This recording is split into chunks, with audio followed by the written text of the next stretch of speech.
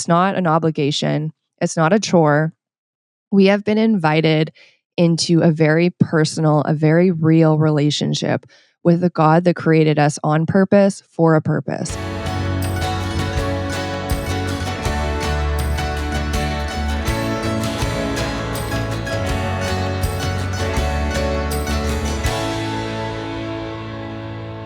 What tips do you have for refocusing on God's goodness throughout just how full the days can be? It's like, oh my goodness, it's like the next thing, the next thing, the next thing. And so what kind of works for you?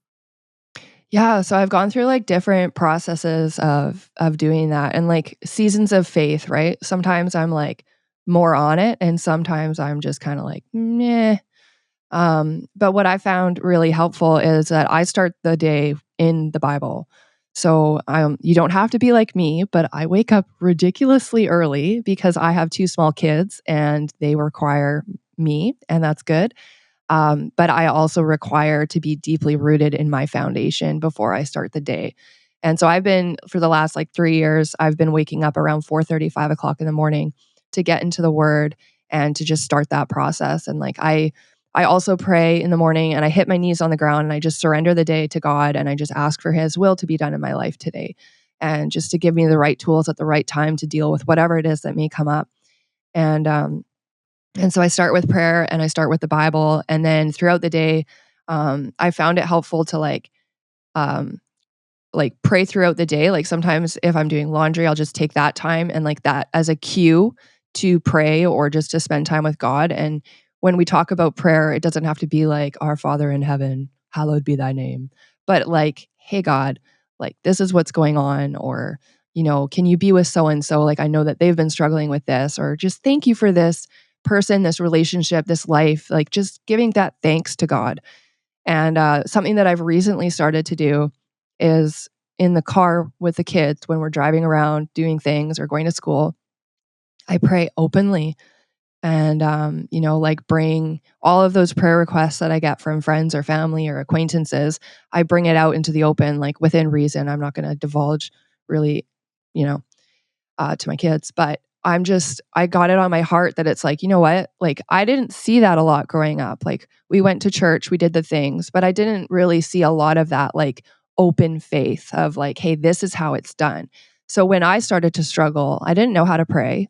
I didn't know how to spend time in the Word. So I find it's very important, like now in my relationship with God, to really like display that for my kids so that they can see what it's like and see what it's like to walk in obedience and just to always have that God consciousness of being willing and aware and open to having that conversation with God and pursuing right relationship. Because I just feel like at some point they're going to leave this house and they have to make the decision: am I a Christian or am I not a Christian? And how do I do this Christian thing anyway? And so it's up to me to be that example and show them the way so that when they do leave, by God's grace, they will continue. Mm. I have also found that I need to be reminded throughout the day. And I love the idea of the daily office. I don't know if you've practiced that. This was a newer concept to me. Have you heard of it? No. It's probably, I'll have to like find out, where was I reading about this? I'm trying to remember what book I read about it in. I believe it's like a very old tradition. It goes back a very long time, but it's just, I had never been taught about it. But kind of like what you're saying, where you're checking in and you're praying, it's the idea of like 3 to 4 times a day. There's regular points in time where there's this reconnection with the Lord. Just again, knowing that the day gets busy and full and we just start like, can drop his hand and just kind of be going about the day. And so I found that to be really helpful.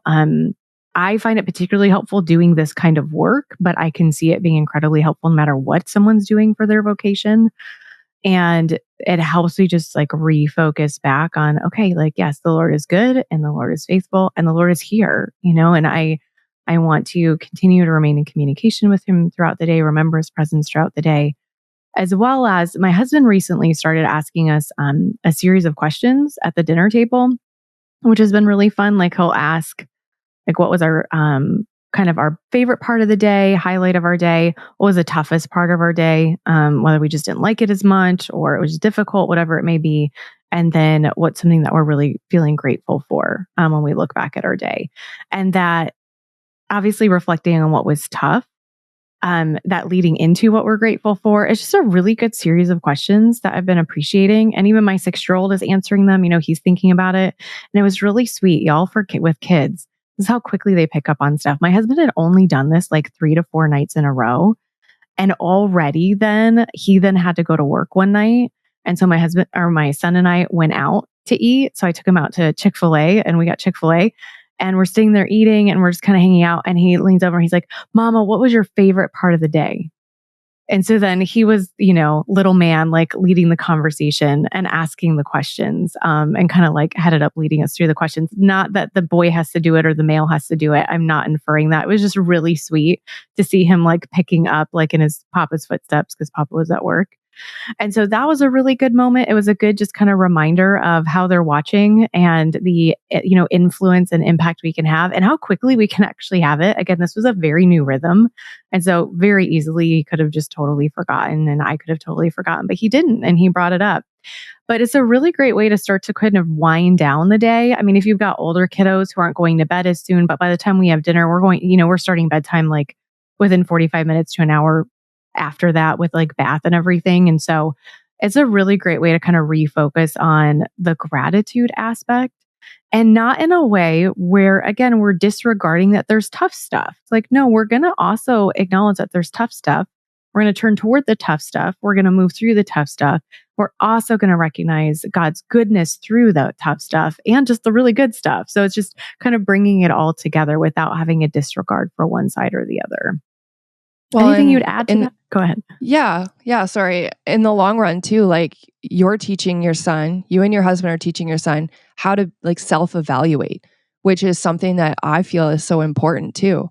Like if I don't know how to like look at my day, like what went well, what didn't go well, like take that inventory, then there's a lot of things that can just kind of get hidden under the surface that we'll never know that we need to even deal with.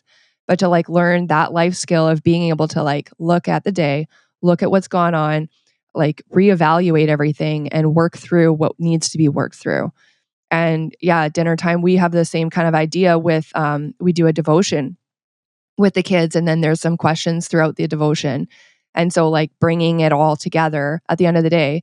And we didn't start out doing that. We just like more recently within the last year started doing it because I heard one of my other mom friends was doing it. I'm like, hey, like, yeah, that's like a really good point that we should really bring it back at the end of the day and do some devotion time and just like kind of go through what happened in the day too. And one thing I did forget to mention is that at night when I go to bed, my knees hit the floor again.